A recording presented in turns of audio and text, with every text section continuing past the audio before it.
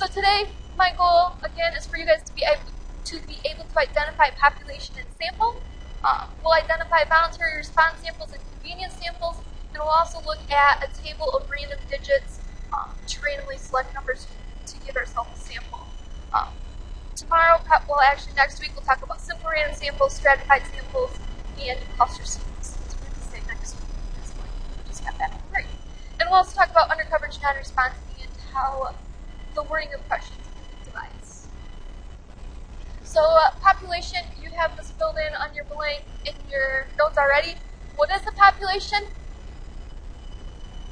It's the entire group of individuals about which we want information. So often I ask the question, and you may want to write this down, I always say, who do we want to know information about? So if this definition makes sense, great, but some of you may benefit from writing down the question, who do we want to know about? The sample is who we actually have information from. Who do we want to know about, and who do we have information from? So again, we saw this like the very first day that we took notes in here. We have a population. What do? We take a small sample and we collect data from them. So we collect data from a representative sample.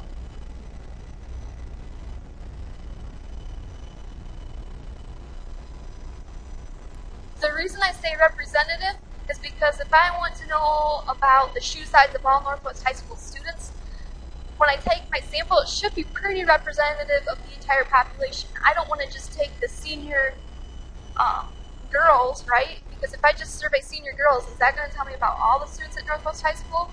No. So our sample needs to be representative, and what do we do with that data? We make an inference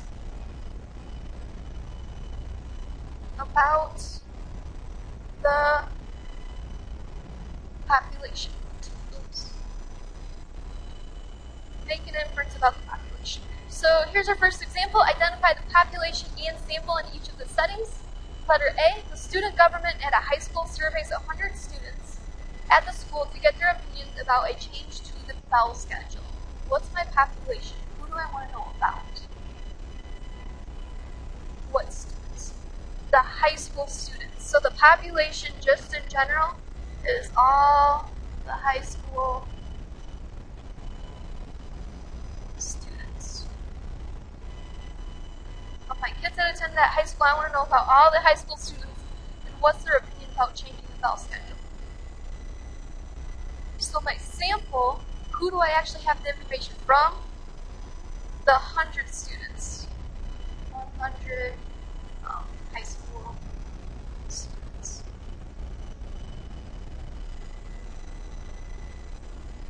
So population is kind of broad. It's like, who do we want to know about? We want to know about all the high school students. Sample, who do we have the information from? Those specific 100 students who responded.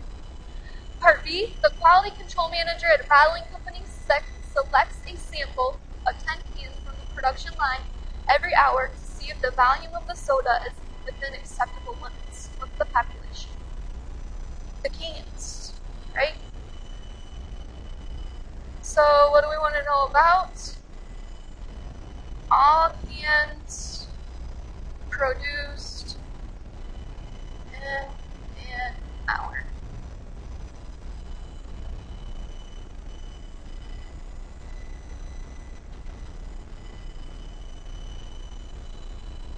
So we want to know about all those cans produced in an hour, and what's my sample? I actually have 10 cans that were inspected. So the 10 inspected cans. Alright, so the idea of a sample survey, like I said, we have a population and we want to take a representative sample from it. We use that information and then we can draw some conclusions. So what do we need to do? The first thing we need to do is we need to figure out what's our population. Who do we want to know about? Secondly, we say exactly what we want to measure. We've got our population, all the Northwest High School students. What do I want to know about those students? And thirdly, we decide, well, how do we go about selecting these students? What's going to make most sense? What's going to be easiest? How to sample badly? This is like what you shouldn't do, but it's actually what we're kind of going to do, just, and you'll because they're easy and they make the most sense, probably as we go through. So how can we choose a sample that we trust to represent the population? This is really what you shouldn't do, especially some of you who are going into like engineering and the sciences class. You don't want to do a convenience sample and you don't want to do voluntary response samples. For the sake of our surveys, just so that we have data, I'll give you some pointers about how we're going to go about doing this and to do it as accurate as possible. Convenience sample, what do you think a convenience sample is?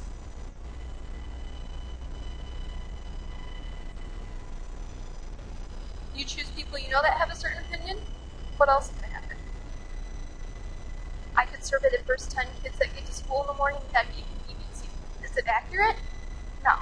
Because the first 10 people that get to school the earliest, chances are they got the most sleep last night as opposed to other students who slept in and they're getting there late.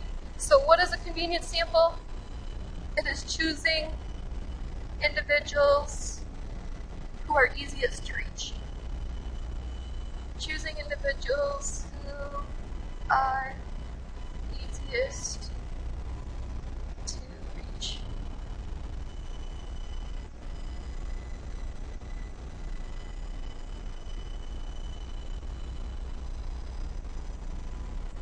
Bias, this is what happens with a convenience sample. You're going to get biased results. The design of a statistical study systematically favors certain outcomes. So if we survey the first 10 kids that get here early, chances are they're going to have the most amount of sleep as opposed to others. And so what happens here, it's biased because it's favoring certain outcomes. Well, most people got more sleep.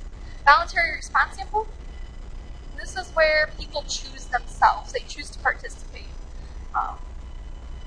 So we could say people decide whether to join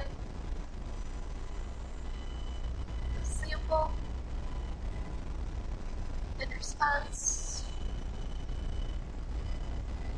to an open invitation.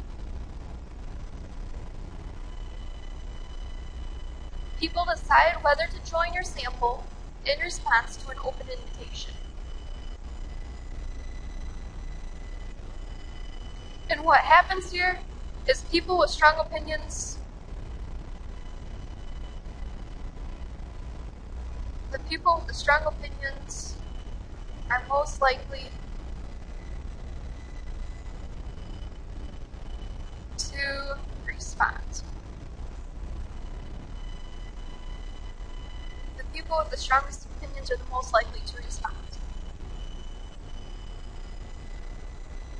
So you go to Meyer, you get a survey at the bottom of your receipt, says enter for a chance to win $1,000 for filling out the survey. They get suckers like me. Do I have a strong opinion about my service? No, I'm like, I just want to win $1,000. But if people go to the store and they have bad customer experience, maybe you go to Applebee's, you had horrible service. People that get their survey, they're going to go and they're going to respond online and express that they had such horrible service. That's usually what happens. How to sample well? So what we don't want to do is we don't want to do a convenience sample and we don't want to do voluntary response just because the results are going to be biased. To sample well, what happens is we allow impersonal chance to choose the sample. So what we're doing by using chance, we're ruling out favoritism by the sampler and self-selection by respondents. So people aren't saying, hey, I want to participate in the survey. It's like selecting random people and we're using just those random people without allowing favoritism. Random sampling, we skipped an example, didn't we? Sorry, it's right here. Okay. More on illegal immigration. In May 2010, the Los Angeles City Council voted to begin most travel and contracts with the state of Arizona to protest Arizona's new immigration enforcement law. The Los Angeles Times conducted an online poll that asked if the City Council was right to pass a boycott of Arizona. The results showed that 96% of the 41,068 people in the sample said no. Does this result represent the opinions of all Los Angeles residents? Explain. Does that represent the results? Well, no, why not? Yeah. So what's the key phrase right here? An online poll. What's an online poll tell you? They had the choice to respond. It's called voluntary response, right? So does this represent the opinions? No, like you said. Why? It's a voluntary response. People chose to respond, and those people with the strongest opinions are the ones that respond. What do you think the true percentage is? Not necessarily a number, but is it 96%? No, it's going to be a lot less than that. Alright, how about now? How to sample well? We use random sampling, which is basically just using chance to select a sample. Random sampling, you're using chance to select a sample. A simple random sample, they're not always easy to do, but they're really good. A simple random sample of size n, so say I want a sample of 25 Northwest High School students, consists of 25 individuals from the population chosen in such a way that every set of 25 individuals has an equal chance to be the sample actually selected. So if I want to go through and I want to select 25 Northwest High School students, I might give all 900 of people in the building a number, 001 to 800. And I'd go through and I'd randomly select 25 numbers, and I'm like, oh, you are my people.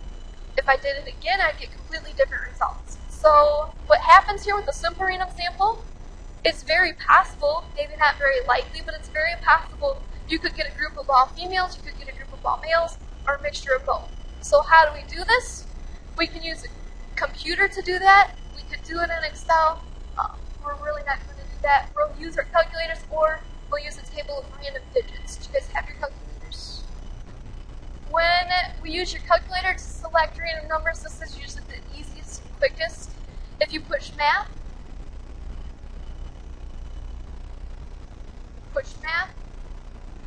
arrow over to PRV. PRV stands for probability. And number 5 is random integers. So I'm going to say 1, and then I'm going to push comma. And I don't know, let's go 853. Close parentheses. And this is saying I want to select a random integer between 1 and 853. So if I had 853 students at Northwest High School, everybody has a number, I'm like, pick me a number in between this range. The first student I pick is 294. The next student I pick is 3. Here's another trick. Let's do it again one more time. Push math, arrow over to probability, number 5. I'm going to go 1, comma, 853 again, comma, but I'm going to tell it, hey, let's right now select 5 numbers. So I'm going to select 5 of them, close the parentheses. Push enter, and now I can scroll to the right and I can see all 5 of those numbers rather than pushing the enter button 5 different times. It pulls them up there. Fun stuff, right? Yeah. Alright, so that's one way of generating random numbers. A second way is called using table D. In your book there's a table, it's called table D, that's just a list of random numbers. So here's what we do. Rather than passing pieces of paper out to people, we're like, hey, we're going to label first. We're going to give each member of the population a numerical label of the same length. And then step 2, we're going to go to our table, read consecutive groups of digits of the appropriate length from table D, and your sample will contain the individuals whose labels you find. So in your book, on page, right here. On page 213, it says this. The school newspaper is planning an article on family-friendly places to stay over spring break at a nearby beach town. The editors intended to call 4 randomly chosen hotels to ask about their amenities for families with children. They have an alphabetized list of all 28 hotels in the town. Use table D at line 130 to choose in SRS the 4 hotels for the editors to call. So these are all the hotels in the town. I have 28 hotels. So because 28 is how many I have, I take 2-digit numbers and I label them. That's why it's 01, 02, 03, because they all have to be 2 digits long. If I had hotels that went to 131, I'd have to use 3-digit numbers in here. So I'd go 001, this would be like 011, so that they're all 3 digits, okay? So using table D at line 130, that just makes sure we're all on the same page. In the back of your book, find table D. Did you find this page? Did you find line 130? And see that those numbers match up to these numbers here? Why are they grouped by 5s? Just because it's easier on your eyes that way. We really could take all those numbers, smush them all together, and it really wouldn't make any difference. They just break them down by 5s just so that it's a little more visually appealing. Alright, so here's what happens. We go through, and because all these numbers at most are 2 digits long, I'm going to take these numbers and I'm going to break them into 2 digits. So I have 69, I have 05, I have 16, so 16, here's 48, 17, see what we're doing? So here's 69, here's 05, there's 16, 48, 17, 87, 17, 40,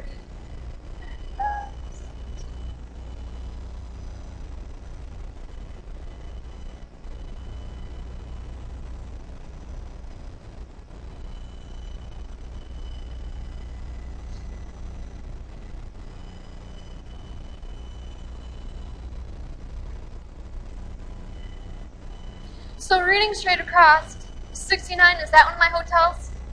No, 69 is way too high. I only have hotels 01 to 28. How about 05? Yeah, there's 05, that one works. How about 16? Yeah, here's 16. 48? Too big. 17? Yeah. 87? It's too high. 17? We already did it. You can't select it twice. So keep going through that list of numbers until you find your 4th hotel. Our SRS of 4 hotels for the editors to contact is... So list it out. Yes, it is number 05, but who's 05? Beach Castle.